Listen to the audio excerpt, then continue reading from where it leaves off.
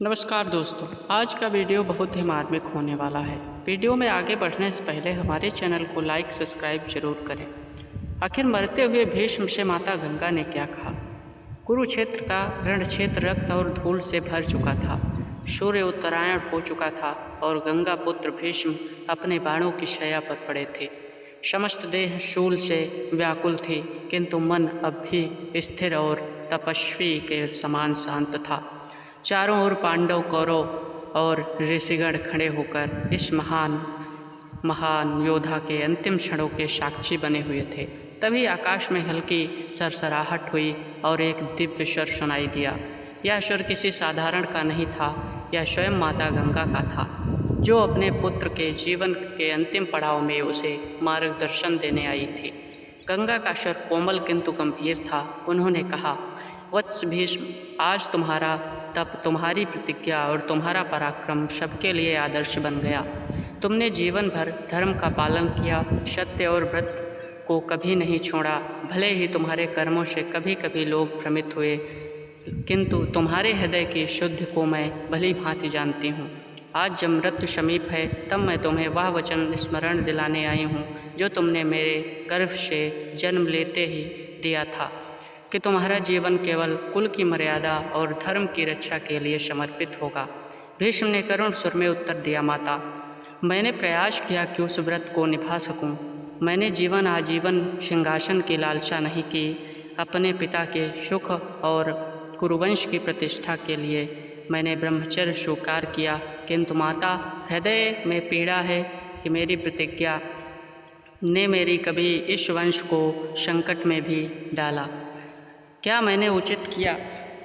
गंगा ने धीरे से कहा, पुत्र, यह सृष्टि जटिल है। धर्म केवल शास्त्रों की पंक्तियों में ही नहीं बंधा, वह परिस्थिति और समय के अनुसार बदलता रहता है। तुमने अपने संकल्प और धर्म को मानकर निभाया, यही तुम्हारा सत्य था। यदि तुम निष्ठा छोड़ते तो कोई भी तुम्हारा आदर्श स्मरण न करता। इसलिए आज जब तुम बाणों की शैया पर लेटे हुए हो, तब भी समस्त जग तुम्हें महान कह रहा है। फिर गंगा ने उनकी ओर स्नेह से देखते हुए कहा, वत्स, तुमने कौरवों के लिए युद्ध किया, किंतु मन में तुम सदैव धर्म और न्याय की ओर झुके रहे। यह द्वंद्व केवल तुम्हारे भीतर नहीं था, अपितु समस्त मानव जीवन का प्रतीक है। मनुष्य को अक्सर कर्तव्य और परिणाम के बीच चुनाव करना पड़ता है।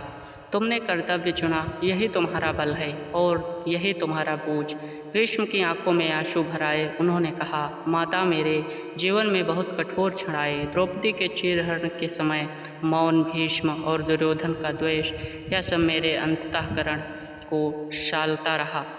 काश मैं उस समय धर्म की रक्षा के लिए मुखर हो पाता। गंगा ने गंभीर स्वर में उत्तर दिया, पुत्र, पश्चाताप मनुष्य को निर्मल करता है। तुम्हारा मौन उस दिन एक त्रुटि थी, किंतु तुम्हारा जीवन उससे कहीं बड़ा है। तुम्हारा धर्म, तुम्हारी निष्ठा और तुम्हारा त्याग मानवता के लिए अमर आदर्श। यह मत भूलो कि तुम्हारे मौन से भी एक शिक्षा छिपी है, कि अन्याय के सामने चुप रहना भी पाप है। आने वाली पीढ़ियाँ इसे समझेंगी और तुम्हारे जीवन से सीखेंगी। अंत में गंगा का स्वर और भी मधुर हो गया, अब मृत्यु से मत डरो वत्स, तुम्हारे प्राण अब विष्णुलोक में विश्राम पाएंगे। तुम्हारी आत्मा को शांति मिलेगी, क्योंकि तुमने जीवन भर धर्म का बोझ उठाया और उसे निभाया।